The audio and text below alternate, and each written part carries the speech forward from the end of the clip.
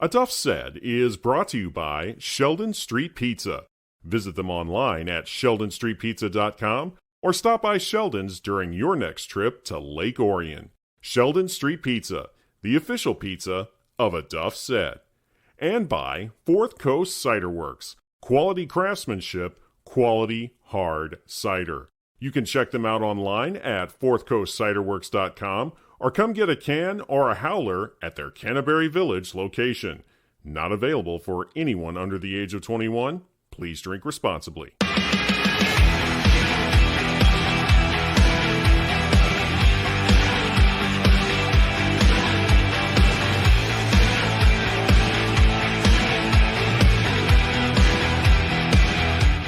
I am joined now by the head coach of the Freeland Falcons. Freeland was on the road tonight against a very good Cros-Lex team. Cros-Lex comes out on top in this one. They were a winner tonight by a final of 41-34. With me is the head coach of the Falcons, Kevin Townsend. Kevin, this was a tough loss for you guys, but you guys battled back. You were down at one point in this game, 28-7, and you guys rallied to tie it up. What were your kids able to do to battle back in this one? Rich, they just had kind of an offensive assault going on us through the air and on the ground, and we got down 28-7, like you said, and just kept trying to keep our composure with it. We got a touchdown. With about 2 minutes to go in the half to cut it to 28-14. We knew we were going to get the ball back in the second half, and we kicked off and thought the ball was going to go through the end zone, and the kid ended up catching on about the 2. We bottled them up, and I think they played a little bit conservative, buried down in their own end, and they had to punt, and the young man dropped the punt, and we tackled him on the 1 yard line. So got the ball back there, punched it in before half, and then we got the ball back, and like you said, we drove right down and scored, made it 28 all. And then, in third quarter, they had the wind, or they decided to take the wind to their back, and it worked out well for them. They hit two plays and scored on us on big bomb plays, and they kicked onside and recovered it, which was pretty gutsy move for Michael. But just shows that he's growing up as a coach and working on all three facets of the game. You guys knew you were going to be up against a very talented offense from the Pioneers. What were some of the obstacles they created for your defense tonight? I know you said they got some big plays against you. What were they able to do to make those big plays result in touchdowns? They just picked us apart through the air. Our secondary really struggled to stay in front of them. And then once we were able to, then they would hit us with the run. And the young man I think his last name is Grappy for Cros-Lex just ran, extremely hard for them and, broke tackles and things and just had us on our heels all night defensively. Your kids went up against one of the teams that has been tops in Division IV all season long. I know you're not one to hang your hat on moral victories, but how pleased were you that your kids were able to make a game of this? Yeah, I mean, when you're down 28-7, obviously, we weren't down like that. In Frankenmuth, it was 7-0 at halftime, and they scored a late one to make it 21-0 and kind of put the game away. But down 28-7, like I said, we easily could have rolled over and died and battled back, and like I said, tied the game up. And so when you're not faced with adversity, we hadn't trailed but twice, all season.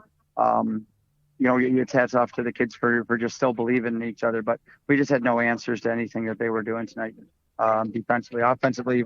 There were times where we struggled and there was times where we looked amazing. So I'm glad you brought up the Frankenmuth game because that was a game you guys lost 21-0. You guys just struggled all night in that one to find the end zone, and you weren't able to get across the goal line in that one. But tonight you rallied. What does that say about the progress that these kids have made since then? Again, we should be getting better as the season progresses. You battle some injuries and kids step up and replace them. We talked about that last week with Eli Murphy was our fourth string running back and scored a touchdown against Birch Run. So it's kind of one of those, mindsets of the next man up mentality. And so you kind of create those things as the season progresses. You go into a season, kind of know who, maybe your starters are going to be, but you're always looking for that next group of kids. And I just think, that's what the 9-game season has produced for us is created depth for us with some, different individuals. And again, maybe it's a humbling loss going into the playoffs. I know that the boys really were obviously hoping for a win, obviously, as everybody does. But I think Michael at Croswell was fighting for this win to maybe get a home game, and as were we. And obviously we came up a little short. What did you say to your guys after the game? Because I know that this was one that you were hoping maybe you could win and really increase your chances of getting that home playoff game. When you talk to the guys and try to get their mindset now set towards the playoffs, what were some of the messages that you had for them this evening? Just, you have to let this game go. You can think about, what they did against us and how we're going to create it and get better from it. It's not a game that we can sit and dwell on, but it's a game that, possibly depends on how they draw things. We could see them next week or in 2 weeks. Who knows? So it's not something to sit and beat yourself up over. You're not going to be able to change what's going on with it. Coaches will watch film and break down the things that we need to get better at, but they need to let it soak in and sting a little bit, and then we'll go to the selection show on Sunday and enjoy being teammates and enjoy the fact that they actually get to play next week. As we know, half the teams in the state of Michigan season's ended tonight, and we still get the luxury to play at least one more game.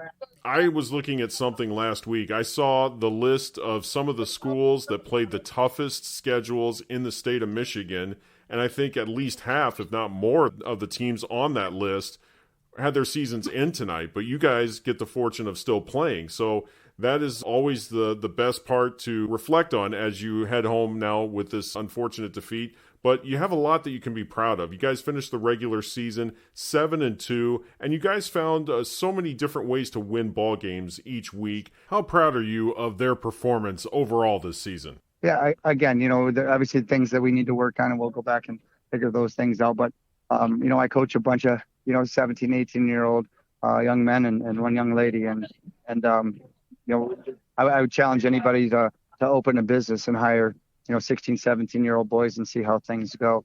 Everybody grades us on the score of the game on a Friday night, but have no idea what our team goes through, nor what the other team goes through, Monday through Thursday, and what coaches go through and all the time that the kids put in and we put in. So never mad at kids. I will never tell you that kids or for sure one individual lost a game for us. We always say that we win games because we have great players, and we lose games because coaches don't have kids prepared. So like I said, we'll do our job as a coaching staff, and we get to bring our JV kids up next week, which is nice. They get to see the speed of the game, and hopefully we get a win, and they get to keep practicing, and those are things that have helped build our program to the level that it is today.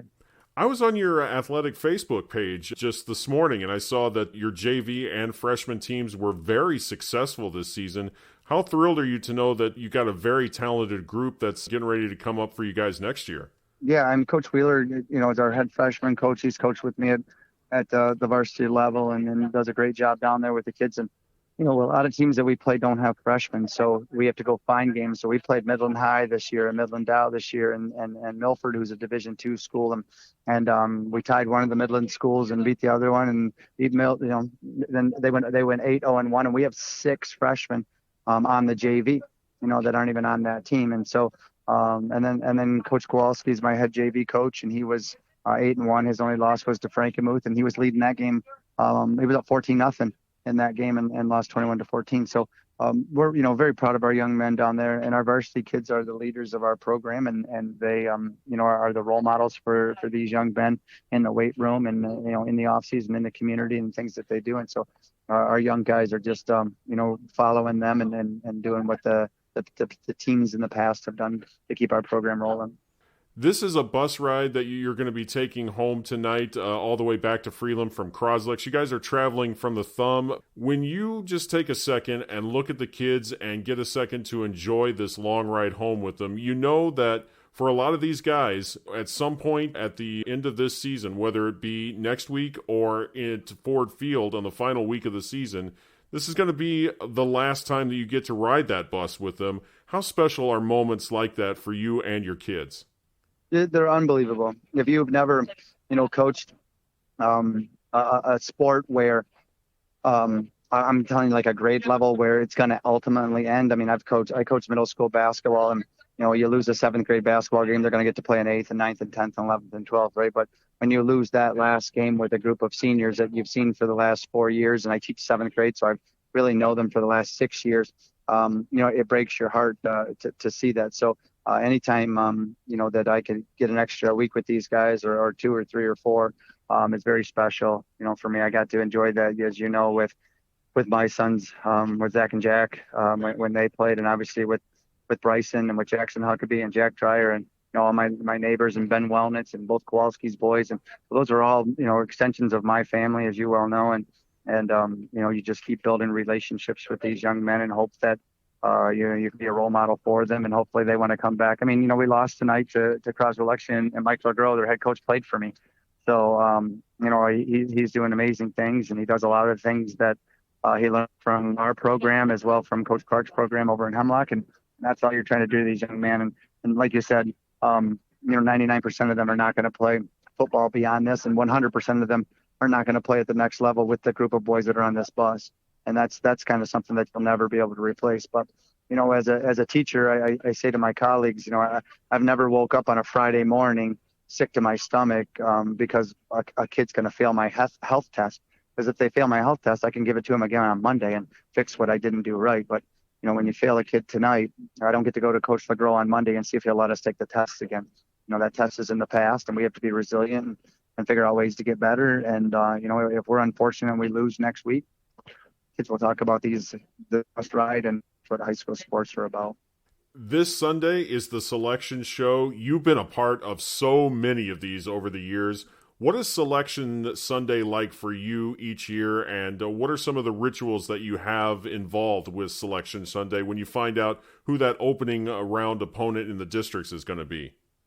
Yeah, so Selection Show for us is we pub in town. It's our local pub that everybody hangs out at, and they actually close the pub at 3:30. They open the doors for us at 4, and we invite all the players and all the varsity and all the JV players that'll currently be on the varsity team come, and we provide pizza and chicken strips and fries and all the stuff that they want to drink, and it's all free for them, provided them. And we watch the show. All the parents can come and have dinner, and so it's just a huge, like a big banquet, if you will, and it's pretty cool. It's kind of like you would watch a national championship, NCAA tournament, I guess, selection show. And, everybody gets quiet when Division IV comes up, and when they announce our team that we're playing, the place erupts no matter who it is. And, kids kind of disperse, and coaches gather and go back to the locker room, and ends up being a really long night. But, it's special. It's super cool to be able to experience it and see the faces on the kids, and especially the young ones that haven't got a chance to experience this, and even to the seniors that, this is their last selection show. So it's a pretty cool ritual for us. I hope you guys have a wonderful night on Sunday. That sounds like a lot of fun. It's one tremendous way that you can bring the community together and just have a great evening as you get ready to start the playoffs. For a lot of these guys, like you said, it's the end of the journey, but it is one last chance to celebrate with the team and have a great evening together. As far as the game itself goes, how are you guys doing with injuries, and are there any concerns in that regard as you get ready to prepare for next week? We had a cramping issue with one young man. He came off. Otherwise, everybody else is good. Obviously, they'll have some scrapes and bruises, some owies, and they'll take some ice baths, and they'll be ready to roll on Monday. Good. I'm glad everybody's healthy and everybody's ready to go. What would you say your main focus for your guys will be all throughout this next week as you prepare for round 1 of the districts? It really just depends on who we get, right? I mean, the thing with it is our offense is what our offense is, and we kind of not to deviate from that. And like so we did, I thought we played well offensively tonight. We had some things that we left out there on the field, but I know Coach Chacon is upset, with how his defense played. He never wants to give up the 41 points, and we struggled to stop Croswell many times, and he knows that, and he'll go back to work. I promise you, harder than anybody else on our staff will. And he'll get these boys ready. Kevin Townsend, thank you so much for making the time this week. He Yes, is Kevin Townsend, the head football coach of the Freeland Falcons. Freeland came up short tonight, 41-34 against Cros-Lex on the road this evening, but they will be in action next week. So we'll be talking to you next week, Kevin. I'm looking forward to seeing who your opponent's going to be. And I am certainly looking forward to talking to you guys next week and talking about the Falcons as you attempt to make it back to the state semifinals for a third season in a row. I know it's a gradual step process, but I'm sure that's something you guys are definitely hoping for, at least, and maybe taking that next step too. Yes, sir. One game at a time. So we're excited to see who we get on Sunday, and we'll take it from there. All the best. Thank you so much, Kevin. I Thank you. appreciate it. Want to hear more about the Freeland Falcons? Then head to my website, aduffsaid.com.